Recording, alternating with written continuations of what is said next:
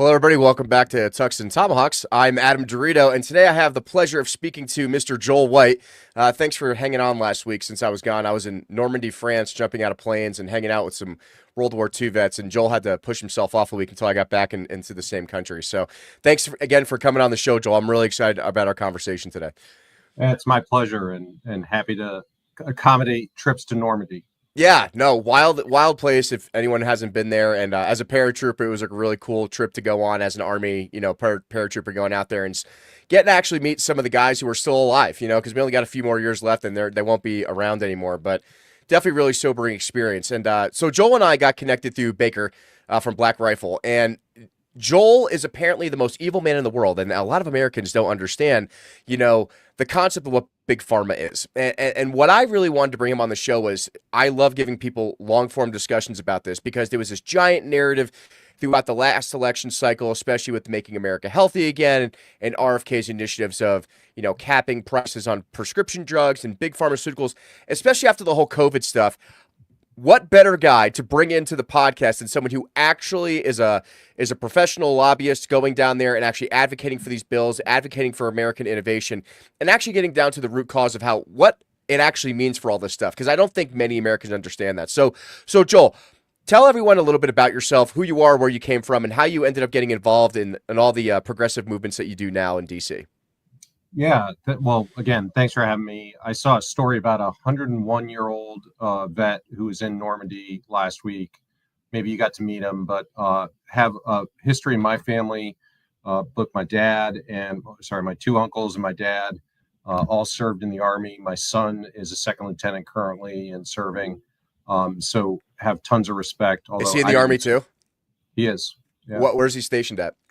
He's out of Springfield, Virginia, National Guard, second lieutenant, first.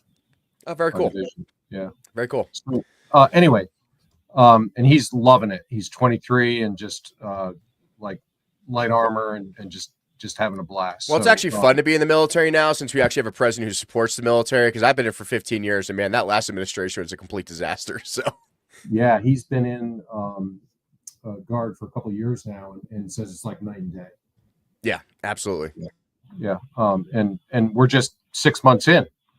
So change happens fast. Leadership is important. And so my background, I grew up in a small rural town in Connecticut. We had a sawmill, a quarry, and my grandfather started an ice cream shop.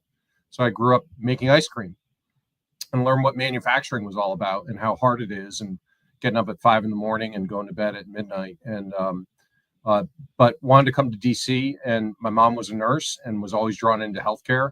And so started working in the healthcare field in Washington, DC, ended up working in Congress for 12 years as professional staff and wrote 9 laws, mostly in the Medicare space, and ended up working on the law that created a prescription drug benefit in Medicare. So now 68 million people, our fellow Americans, have access to prescription drugs in Medicare. It didn't used to cover drugs. So that's a huge part of how we get and stay healthy. And so I've spent the last 20 years of my life making sure that they can have access to drugs that keep them out of the hospital, that manage their diabetes, that address heart disease, all that stuff. So that's kind of where I'm coming from. I also do a lot in substance use disorder, run a number of recovery groups, and also I'm a solid Christian and run a nonprofit organization. We serve about 40,000 people a year, food, rent, life skills, and after school programs for disadvantaged kids, stuff like that. So keep busy with my 3 kids and all those other things. No, and that's really good because I'm involved in the lobbying industry too a little bit. I do a lot of veteran advocacy issues, and I will tell you, it's been 7 years and I still can't get my first bill passed. Because you're working with some of the most corrupt people I've ever had to deal with in my life. Like, it's absolutely insane. That's on both sides of the aisle. It's not just like this. It's either Republicans or Democrats or Libertarians or whatever it is, right? But so the fact that you've actually done the work, you know what DC is like. you know how hard it is, advocating for Americans, because people have this misconception. It's like, oh my God, there's 300, whatever, 40 million Americans. And there's like, there's the swamp in DC. But like what it actually comes down to is having those face-to-face conversation with the staffers, integrating it to the bills, understanding how the system works. And it's quite complicated. But the fact that you've been able to pass so many laws says a lot about you, because it's not an easy road to travel down for sure. Yeah, and I think there's good eggs and bad eggs, just like any business or our culture. There's people here for the right reason. They care a lot about our country. They want to serve, and there's others who are not like that. Yeah, no, for sure. So let's go like, kind of like right into maybe your experience during like the opioid crisis and everything. So like there was a lot going on during the opioid crisis, with Afghanistan and everything else. Americans had this giant prescription drug addiction problem. A lot of Americans died, and there's been this big push, especially with this administration, to reduce fentanyl, opioid overdoses, Narcan, all these other things.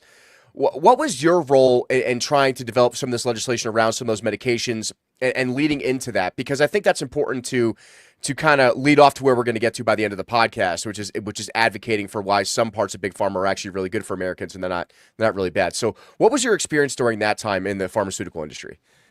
Yeah, well, I was running a government affairs firm, and what we saw was a couple of different factors coming together all at once, right? Like the increased use of opioids and prescribing of opioids really led to a lot of Americans becoming addicted to opioids.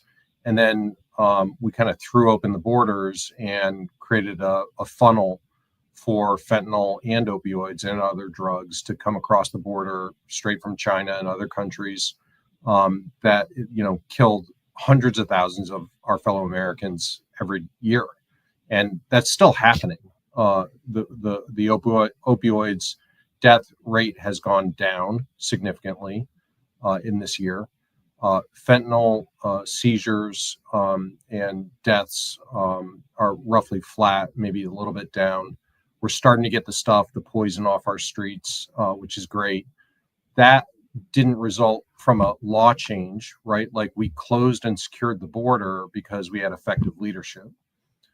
Congress didn't pass a law in the last 6 months that made that happen. That was like, we said, this is a key goal for the country, and we're going to do that. And so that fentanyl is still finding its way into the country. I know Customs and Border Patrol, Homeland Security, et cetera, they're doing their best to root that poison out. But one of the programs we worked on was called the Support Act. The Support Act basically stood up a number of ways for folks to get treatment for opioids and opioid addictions.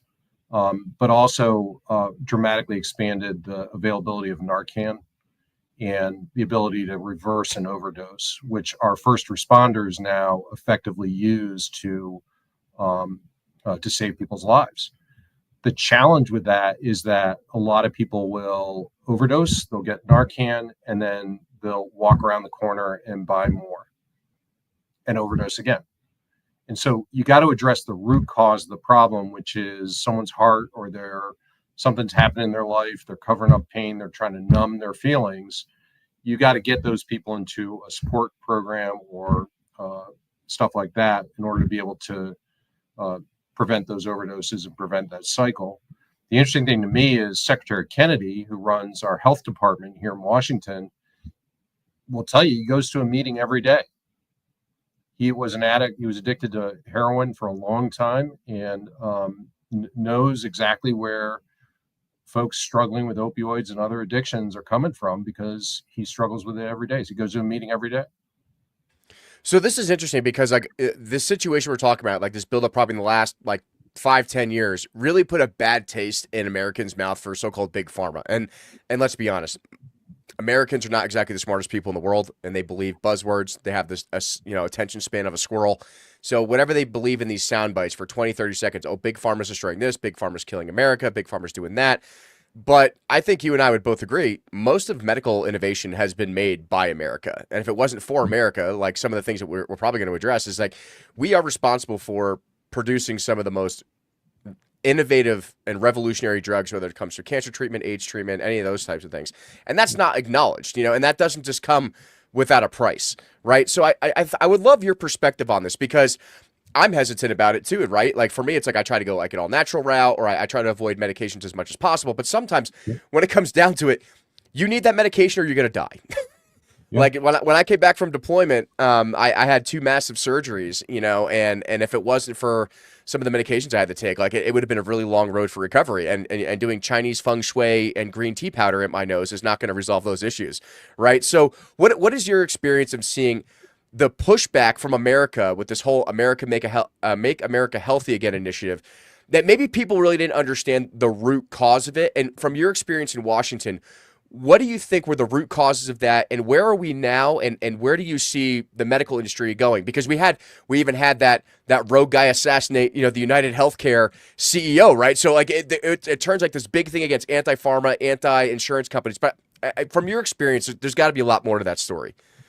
Yeah, it's cultural, it's societal, it's economic, it's a lot of things. I mean, I think what I think about is we just talked about opioids, right? If you're a paratrooper, you've done hundreds of jumps, like you're going to have joint pain, you're going to have hip problems, you're going to have all kinds of things, right? Like opioids help you. Um, Very and much so. yeah, so it's like, these things have a benefit. They weren't developed with no benefit, right? It's just sometimes they have properties that make them addictive, right? So so in the US, we are the engine of innovation in the world. We make the most innovative products. We are literally curing cancers. We are on the cusp of curing type 1 diabetes. We are curing heart disease. We are curing rare diseases. We are treating these things effectively. And for me, what I think about is if I want costs to go down, if I want to pay less and stay healthy or get healthy, that innovation is coming from drugs. It's not coming from, oh, they built a new hospital and somehow my cancer is going to be cured. I'm not going to cure Alzheimer's with a surgery or a new surgical technique.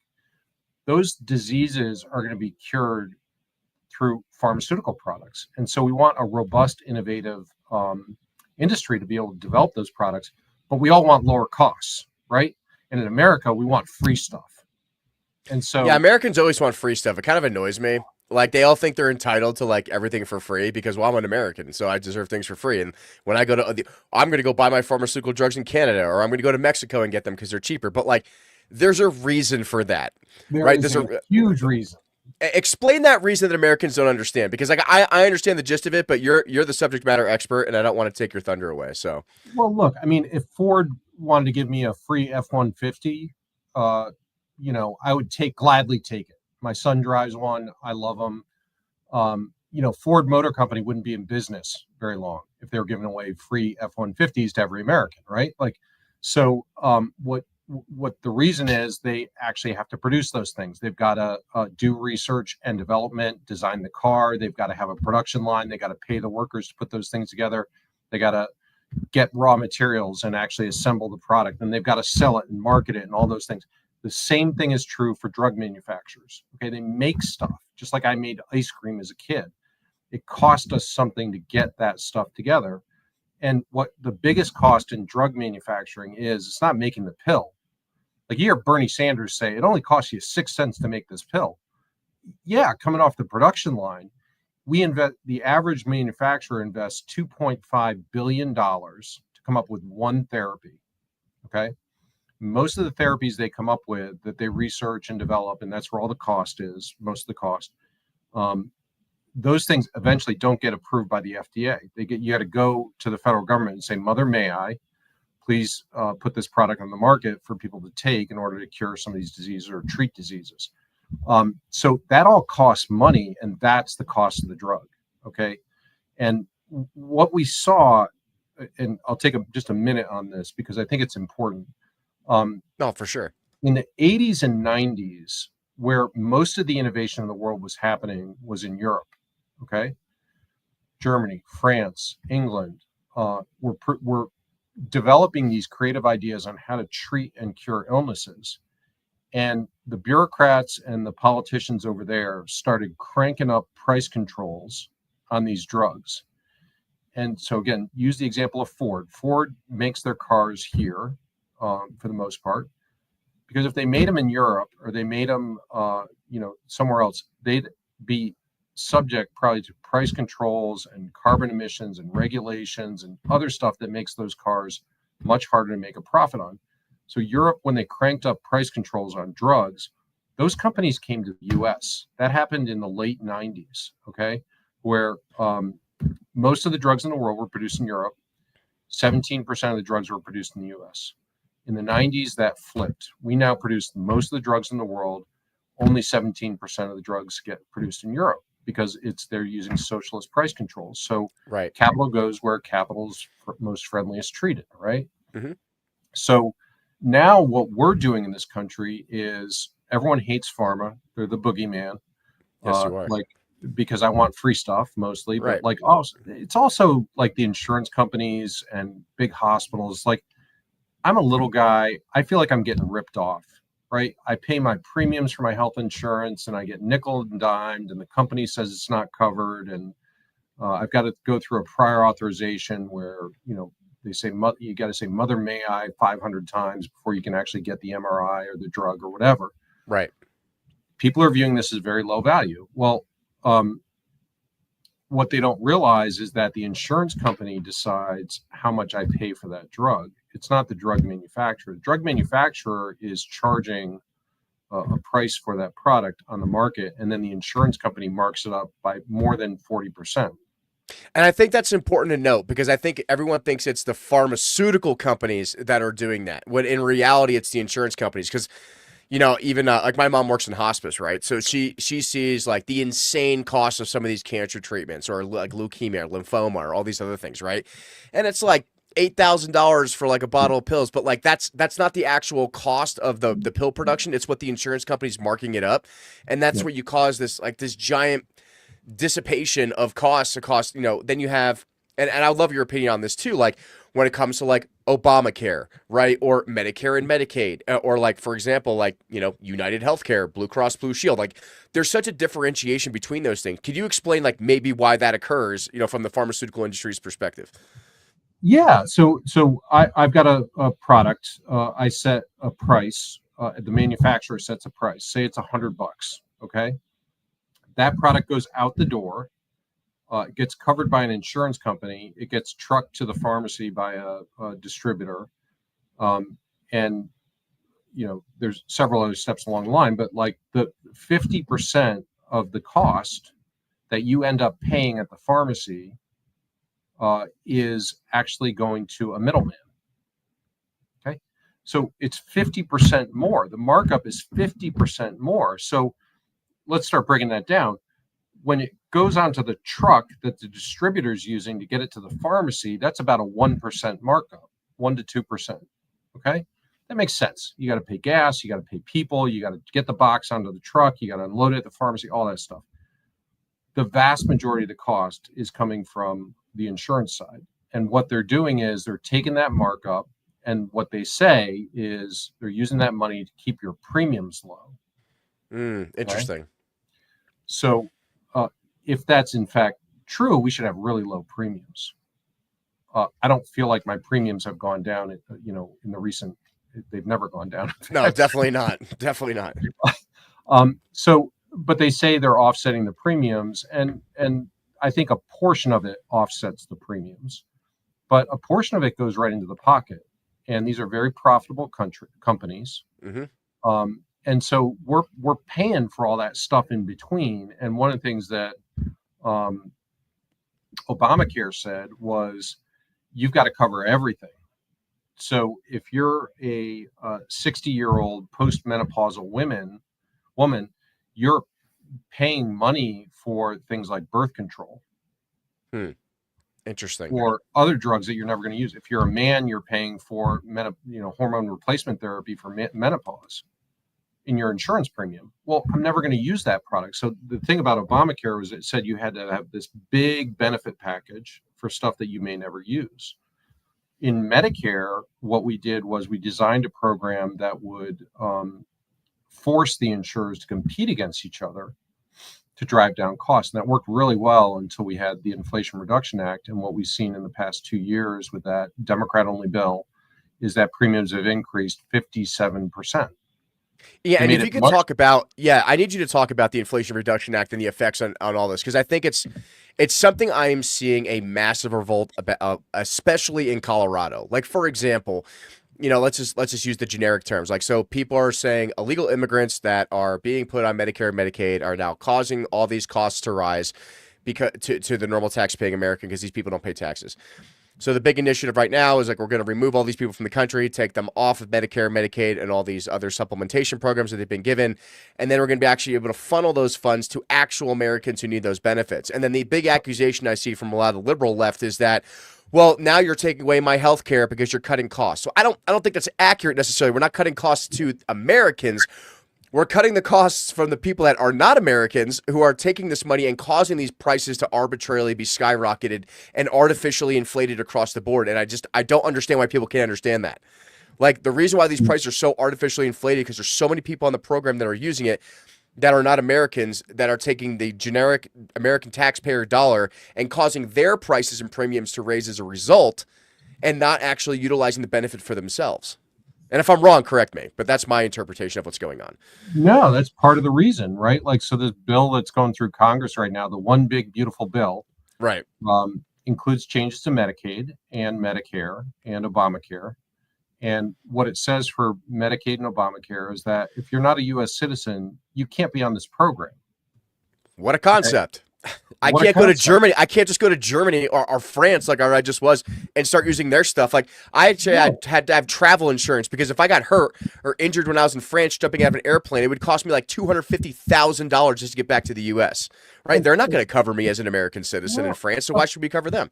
of course not. Of course not. And one of the laws, immigration laws says you can't be a public welfare burden on the U.S. Right? Like, so you're like, this is just common sense. Okay, so those people would be ineligible if they're not U.S. citizens. Now, states like California have said we're going to expand our Medicaid program to non-citizens. And that's Okay, what Colorado did too, and it's a disaster. We're like and in over $1 billion deficit because of it. Like, and it's and, insanity. and so what the bill says is we're going to cut your the funding that's going to the state for that portion of the population, and they're going to be ineligible. The other thing the bill says is that if you are an able-bodied adult, so not someone who's disabled, blind, or has a mental health issue, or is a caretaker, or is elderly, or any of that, if you're an able-bodied adult and no kids, you have to work 20 hours a week. And if you don't work 20 hours a week, you don't get free health care. Okay. I And think that's pretty easy to understand. I have to work to get my health care.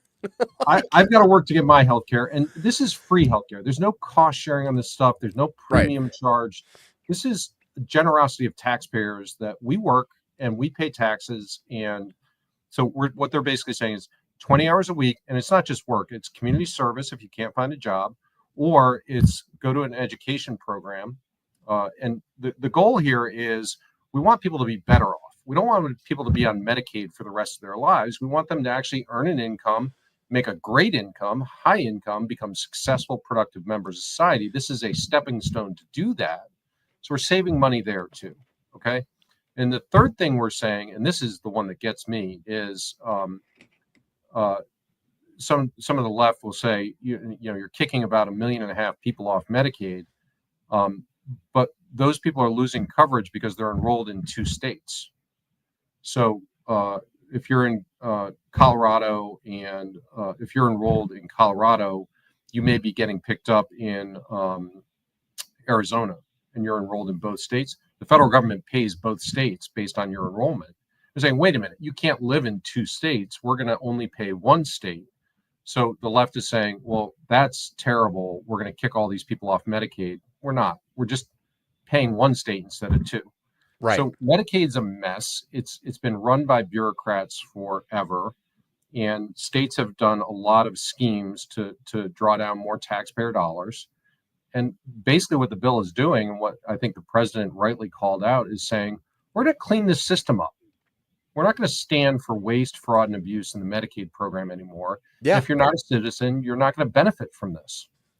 No, I agree. And like something that's insane that I even saw what the Colorado legislature just did this last session, which I want to strangle every single one of these people in that state legislature. Like they ran out of so much money from funding illegal immigrants that they're now cutting money out of. So like we have this like public fund that is basically from like uncollected like utility bills or something like that. So like if I paid too much for my utility bill and if I don't claim it, it goes into this like general fund that earns interest or whatever until I can go back and claim it. And that's my money. That's not the government's money. But the government has to hold on to this money until it's claimed properly, right?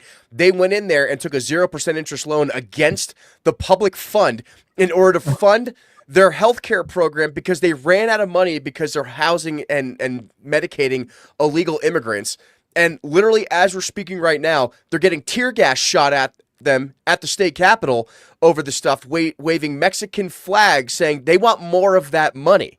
It's insane, like that people don't understand that this is common sense reform. Because if we don't do this, and correct me if I'm wrong, then pharmaceutical companies are going to have no choice but to have to increase the prices of what they're doing, because if they're just giving everything away for free and everything's capped at a limit that it can't be properly distributed, and then these insurance companies are constantly ripping American citizens off because of all these people that aren't American citizens and aren't taking the actual benefits the way it's intended to be used, as in it's a stepping stone, work 20 hours a week if you're able-bodied, do these things. Same thing with unemployment, right? Like unemployment's not supposed to last forever. It's supposed to be a cap to it.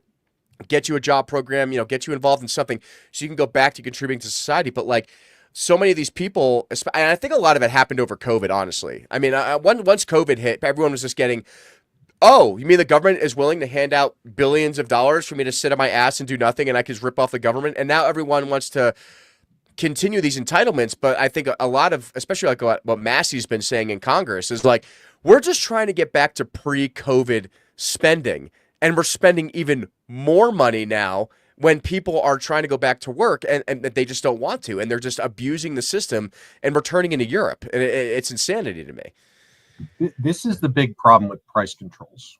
Okay, you say, should we have price controls on drugs? 90% of Americans would say yes. Okay. What price controls are, though, is the camel's nose under the tent to get us to more government-run healthcare. So in all government programs, Medicaid, Medicare, hospital care for poor people, there are price controls. Okay, those price controls mean that people pay very low or next to nothing or zero for drugs. Okay, now what happens? Those costs get shifted onto commercial markets, right? We as employed people working in jobs, we pay more for those drugs because you've got to have a margin and make up those costs, the $2.5 billion that you put in developing a therapy. So we pay more for that. So to more and more expansion of price controls means one of two things. We either have less innovation because industry can't make a return on their $2.5 billion investment, or people who are left in the private market are going to pay more.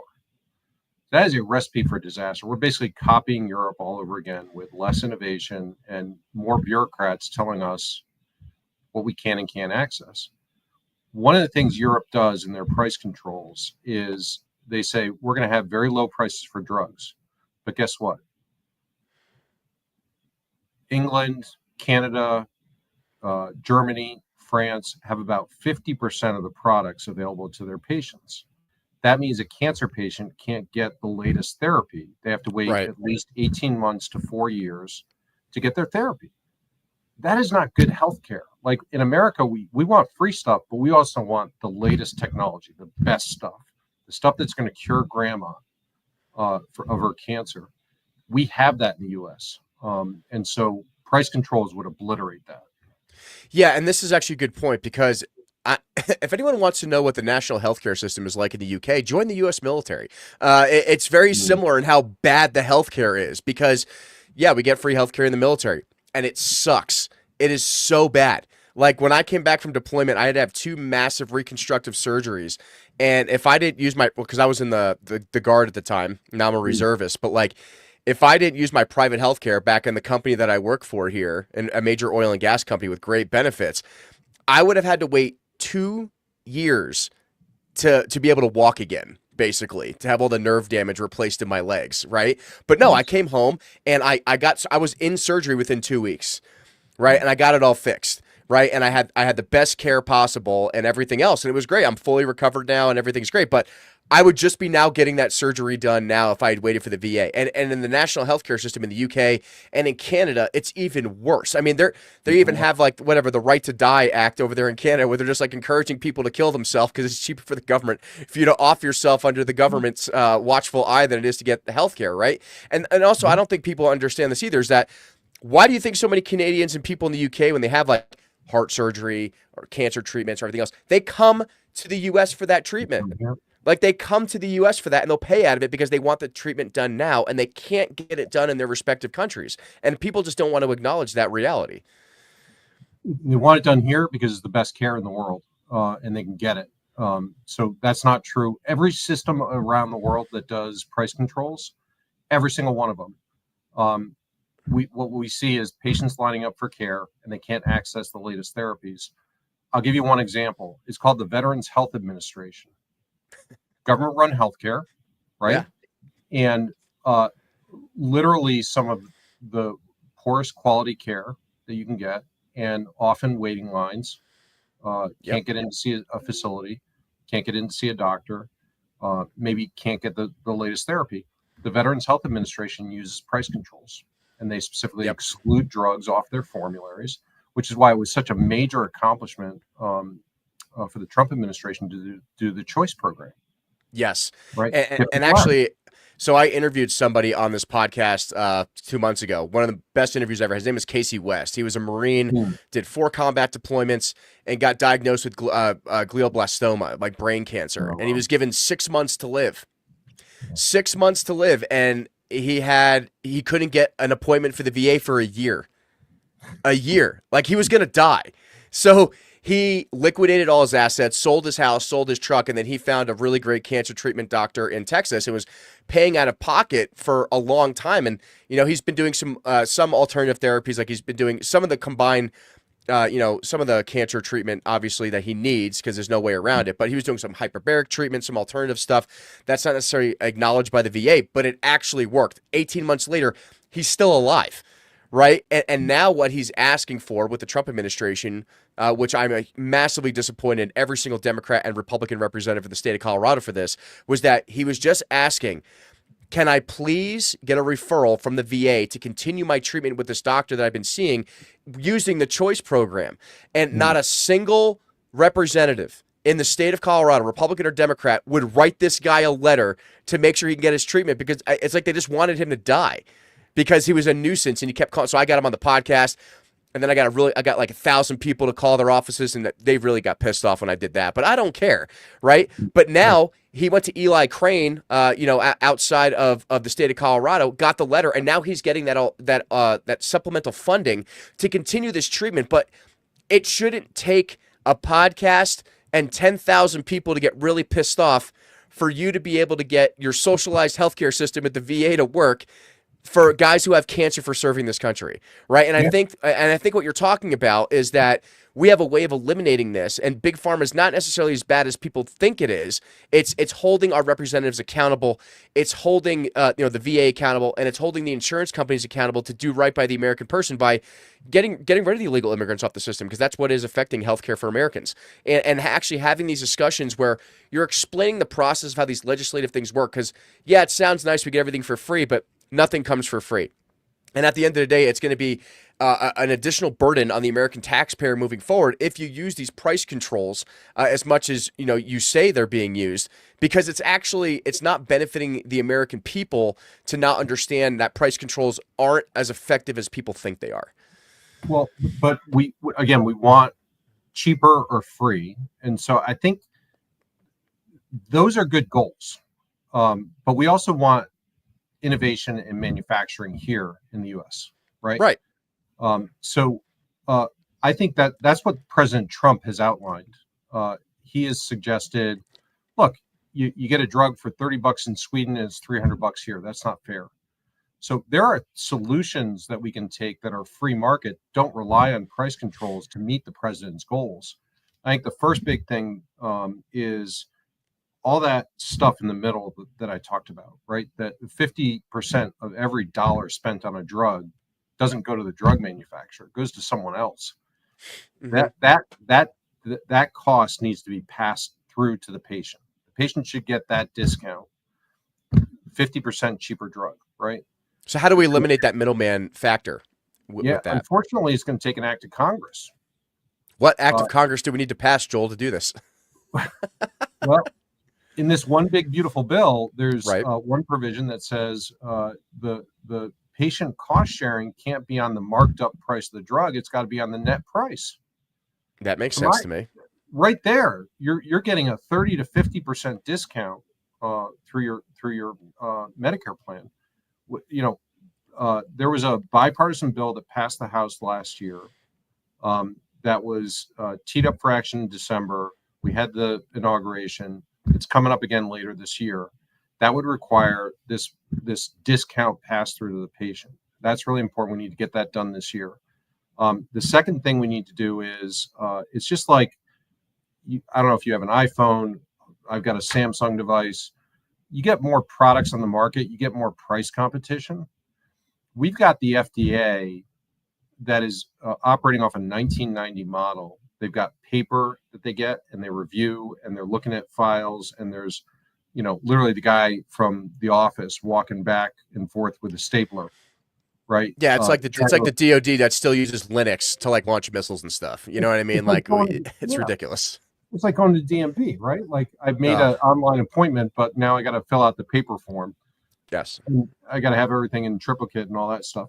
We can modernize the FDA and speed up approvals. If we get more products on the market, we'll have more price competition. We'll have more price discipline. That's good. That's going to drive down prices another 20%. Okay. Um, the third thing we need to do is leverage AI. I know people Interesting. think AI is some magic wand, right? It's not a magic wand. It is an algorithm. It is a computer program. I think what we need to do is AI can be used in drug discovery and development. That's the $2.5 billion. That's where most of the cost is coming into these drugs. AI, if we had a big database of information that drug companies could use to train their models on, identify, I don't want to get too technical, but molecules and proteins and target genes and all other kinds of things, they can go through in 1 week what it would take a human 70 years to go through. We could identify thousands of new therapies through a data bank. And if the drug company used that data bank, they should pay taxpayers a royalty. Yeah, that sounds Okay. like a good idea. If we commercialize a product, have them pay a royalty for using that data bank, because that's the kind of research the federal government should be funding, the utility that it should provide in developing these innovative new products. We'd earn a return on that for every product that came to market. That would lower drug costs. So we can do it. And the final thing I would say is, like, because these other countries are freeloading off Americans, they use these price controls, and then we've got to do the research here and charge a higher price here. This is something President Trump has identified. We need to deploy all our trade guys overseas and say, just like NATO, where you're not picking up your share of defense spending, you're not picking up your share of research and development and innovation. And until you hit a benchmark of spending on that stuff, we're going to take trade action against you, whether that's tariffs or other non-tariff trade measures. But we're going to force you countries to actually pay your fair share. No, and I think people have actually seen the effectiveness of the tariffs. A lot of people are opposed to Trump's tariffs. Like, oh my God, it's going to do this. It's going to raise the prices. It didn't do anything at all. And for the most part, it brought even China and Germany and France back to the negotiating table to doing basic things like on defense or steel. So why don't we just do it with medication as well? Because that's going to benefit the entire population of the world, not just certain industries. Well, it's playing hardball with people and actually coming to the negotiating table with a threat that you're going to do something that's going to hurt their interests, that brings them to a solution that says, Right. oh, yeah, well, we've been freeloading on you long enough. Maybe we should actually free up our market and give you a better deal here. If you give us a better deal, our prices come down here. So there's a lot of people like rare diseases and a lot of things that can only get treatment in the U.S. And if the innovation stops in the U.S. because of all these price controls, how can people ensure that they're going to get the treatment for these rare cancers or these rare diseases? Because the only country that's going to be able to save them is the U.S. But if there's no incentive to keep doing the research and development, then what's going to be the end result of that? Well, I think the end result is that people are going to die. I mean, there's no way around that. I have an employee here who has 2 kids with rare diseases. We do a lot of work in the rare disease space. These are people without hope, right? They don't even know what's wrong with them. It's hard to diagnose, hard to get there's 7,000 rare diseases without treatments right now. These are really sick kids, and they often don't have a long lifespan. So what we need to do is more of what China's doing. And this is going to sound really weird, but China is doing the opposite of what we're doing. Like Europe cranked down on the price controls, the innovation came here. Now we're considering going down the same path as Europe, as China is ramping up grants and product approval that to the point where 40% of all the new cancer treatments in the world came out of China last year. Yeah, so this is interesting. Like that's where innovation's going, because China's got a pro-innovation, friendly capital market perspective. So the companies are saying, "Look, it's bad. It may get worse in the U.S. Let's just go to China." Yeah, and if we don't have an incentive to protect pharmaceutical companies here, then we're going to lose the competition race to something overseas, and I don't think that's what we want. Like, do we really want China innovating on the latest cancer drug? No offense, I don't trust the Chinese for shit. You know what I mean? Like, because they don't exactly have the best technology controls. I mean, when I was at the Air Force Academy, they hacked into our computer systems, and that's how they stole the plans to the F-22. And then they came out with a shittier version called the J-20, and it looks like an F-22. It kind of does what an F-22 does, but it's not an F-22, and we just shoot it out of the sky in 14 seconds. Like, do you want the same thing with our cancer research drugs or anything else, right? Do you want a crappier copy of what an American company is able to produce? Oh, just because it costs less money, but it's not going to have the same effect, right?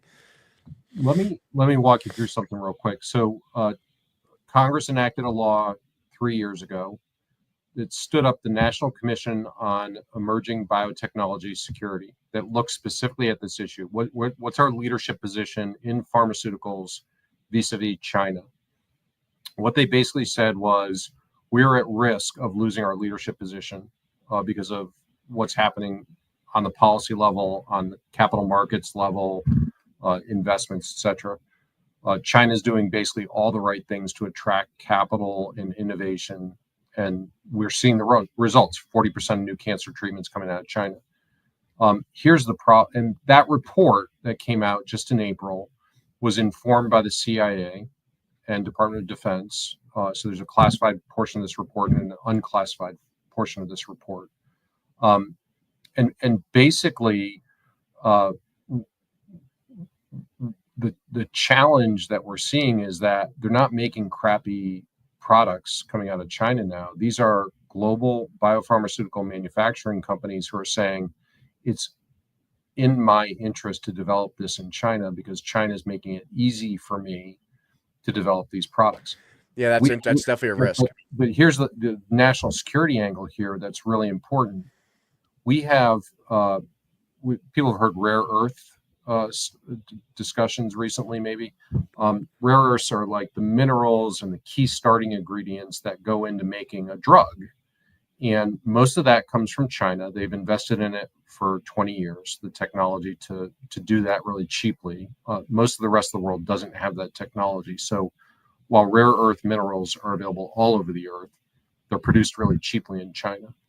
We currently have 13 key starter ingredients for pharmaceuticals that are solely sourced in China, for which the U.S. military is heavily or is dependent, right? Like these are formed into drugs that the military uses for troops on the battlefield. 7 finished products, we are solely dependent on China that are primarily Wow. used for our military. So you want to talk about a national security risk, a national security concern. If our troops are dependent on China, we get into a hot conflict with China, It's not and going they to be shut good. that off. Yeah, it's I not mean, good. I'm talking antibiotics and stuff, right? This is not a good situation. So we need to be very mindful of this, not just from an innovation standpoint, from a national security standpoint as well. What do you think the U.S. can do to encourage that? Do you think it's more domestic production? Is it finding rare earth development in other countries and partnering with them? Like an interesting perspective on this as well is I was down in Peru doing some operations down there for an NGO, and the amount of investment that Russia and China is putting into Peru for their rare earth mineral access and their food, like large pescatarian group down there, was very interesting. You know what I mean? And I think that's definitely something we missed the boat on, was investing more in South America when it comes to these things. Rainforest access, access to rare, medications and things like that. But they're already doing it. Like, what do you think is a solution that the U.S. could do to counter these operations? We are investing in the technology to produce the rare earths here. We've also, the president put rare earth on the table with Ukraine. So I think we're playing catch up on that one, and we will for a while. But we need to put more resources into that. I think the government needs to put more resources into that technology and developing that technology and refining the rare earths here. But we really need enterprise zones for manufacturers where we've got very friendly areas where we're encouraging research and development and production of biopharmaceutical products. I would start with the ones that were most at risk on the national security front. And what those enterprise zones would do would be to set up we need to make it favorable to hire people. We need to address permitting issues. The government makes it really hard to start a new business or set up a manufacturing plant. Environmental issues and other stuff. We need to make it very easy for companies to export those products to earn more in foreign markets, so that it becomes more valuable from them from a business perspective. There's so creating enterprise zones for domestic production of this stuff, so that we can, the catch up doesn't need to be as long as it needs to be. We can shorten the time that it takes to get us to catch up. No, that makes sense. I think this is something that a lot of Americans aren't paying attention to, right? It's easy to say we want cheaper drugs. We want the pharmaceutical companies to suffer over this. It's not fair to the American taxpayer, but they're just brushing the surface on these objects. Like, it sounds nice when you're saying you're going to pay $40 for insulin, but what you're not really addressing is it's the insurance companies, it's illegal immigration, it's the bad policies, it's the bad sourcing of the source of our drugs from overseas. It's encouraging our adversaries and near peer adversaries in a future conflict possibly to take over production and distribution from the United States, which, like you said, will affect the U.S. military from a national security standpoint and all these other Americans. And as a result, if these companies lose so much money that they're not going to be profitable, which I don't think people understand, in order to have a business, it has to be profitable. You can't just run a business and everything's for free.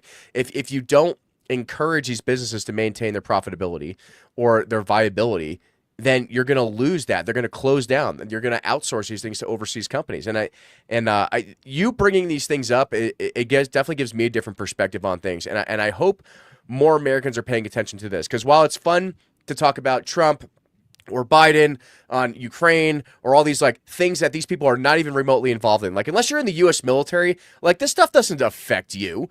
There's people throwing tear gas canisters down the street, over, they think Mexico still owns California apparently, but they don't know history, right? But what does affect everyday Americans is drug prices, our universal, ability to access healthcare and innovative drugs. And I don't think that big pharma is the bad guy in this. If anything, do they make billions of dollars? Yeah, but we would hope they would, because if they don't, then what's going to encourage them to continue producing innovative products and providing drugs to people that need them? I agree with everything you said. I think, look, the point here is not, are they good guys or bad guys? They make these products that literally save people's lives. That's what they do. The point for the typical American, me included, is I want two things, right? I want my drug costs to go down, and I want a robust domestic innovation environment, so my national security concerns go down as well. And if we do that, and we have good jobs and high-paying jobs and great companies and all that stuff, we're the literally the medicine chest of the world. We can do both those things. I just don't think price controls are the answer. It's nice to have a boogeyman and to beat the crap out of someone. I just don't think it's the answer. I think really relying on government to secure our future in this regard is a fool's errand. Like, why the hell would we trust the government to do anything well? I agree. They don't do anything well. I've had to deal with these clowns for like 15 years. You probably longer than me. So what do you think some like people listening to this podcast, and you got actually a bunch of viewers online right now, which is actually kind of fun. So what can Americans do now to ensure that everything we talked about is protected, innovated, like, because just as well as I do, a lot of these members of Congress and the Senate have absolutely no idea what's going on. They rely on like 5 or 6 staffers wearing their skinny jeans and their Nike running shoes to brief them on the most important issue of the day. But like I said, if constituents aren't bringing these actual issues up with information and facts to back them, these bills can't get passed. So what are some changes you're looking forward to in the next legislative cycle, things you're working on now? What are things that Americans can do now to support what you've been talking about in order to further all the things we've talked about today? Yeah. First things first, we got to pass the one big beautiful bill. Congress needs to hear from folks that this is a good solution. Like I said, there's a provision in that bill that says you can't be charged cost sharing on the marked up price of the drug. It's got to be the net cost. We got to get that done first and foremost. Secondly, we need to pass PBM reform so that you're not getting charged that full price and that you're actually benefiting from your insurance through lower cost sharing. I think the third thing that we need to do is encourage domestic manufacturing so that we can get a better national security. And what we need to do there is multiple things, but basically new incentives for domestic production along the lines of what President Trump wants to do. And I think the fourth thing is we really need to encourage Congress to use AI to start doing the research so that we, in a way that generates innovation, yes, but that also earns a return for taxpayers. No, I would agree. And with AI, like there has to be more electricity generation. There has to be better infrastructure in place to support those things. And I think, the deal that we made in the Middle East, with Qatar and Saudi Arabia of them bringing over, the investment to actually start building these data centers, that's going to be essential to revolutionizing the medical industry as well. And it'll save so much time in development and research and things as well. But Adam, let me top line it. I think the biggest message I'd like to leave your viewers with is and your listeners is, get the power out of Washington. Government-run healthcare is a disaster. 100% agree. Okay, Medicaid agree. Is a disaster. Yeah. No one wants to be on Medicaid. It's a great safety net. But if you ask someone, if I lost my insurance today, where would you want to go next? They would say their employer plan. Okay. Yeah, I would never want to switch to government healthcare. My employer plan is awesome, and I would never switch to government healthcare. Unless I absolutely had to. Out of Washington, man, get it back to the private sector. Get it in the hands of the people. And speaking on that, but what is your best argument for making sure that we can still maintain our private healthcare? Because so many Americans have this belief that they need to switch to full-blown government healthcare. And I already described the disaster of the NHS in the UK, but I mean, from your perspective as somebody who's been involved in this for so long, how can you message that to Americans to advocate for privatized healthcare and why it's the best solution for America? Yeah, you have better outcomes. You get access to the doctors you need to see when you need to see them. Generally, it costs less. Like taxpayers subsidize these government-run programs, but we're paying the premium on that. It's just the consumer's not paying, but it's generally lower cost to the premium payer, and you get more access to all the drugs and doctors than you do in government. 35% of all Medicaid patients who are looking for primary care end up in the emergency room. You know why? Because they can't find a doctor to treat them. How the hell is that a good program? It's the most expensive setting for an ear infection or something. Their kid's got a cold. They got to wait 12 hours to see a doctor in the hospital and pay the highest price. That is not a good solution. We need to get better access, lower costs, higher quality, better outcomes for our patients. The private sector delivers that. It's just we've got only 52% of Americans in private coverage. The government is literally at a tipping point of taking over our healthcare system. We need to reverse the stream here and get more people out of government programs and into the private sector. We do that by economic growth, flourishing. People are more successful. They're working for private companies. They're getting that private coverage. No, I completely agree, Joel. This has been an eye-opening conversation for me, and I hope a lot of Americans listen to this because I think it really breaks down, everything we've seen from 30-second sound bites or minute and 30 seconds from this congressman or this senator speaks on C-SPAN or whatever. But you've been able to break it down in a way that makes sense, and I hope that people really listen to this. They take action. They actually get involved in Congress. They contact their representatives, and they actually understand the roots of how our healthcare system and our innovative pharmaceutical industries work here in the U.S. and supporting those industries moving forward. I think that's really important to understand. No, thank you, Adam. Well, thanks for coming on the show today, Joel, and hang out for a minute after I close out. But you guys can catch this episode. It's going to replay on Monday. It's going to be available on all the platforms. And for all the guys who watch this live, you actually have the largest live viewing ever on this show. So people are actually really interested in what you had to say. So we're going to have discussions in the future. And if you want to come on and talk about legislation and stuff in the future, please let me know because that's what I'm going to be doing. I go back to D.C. in July to start hammering on doors again. So It'd be my pleasure. Awesome. Thanks for coming on the show today, Joel. Appreciate it.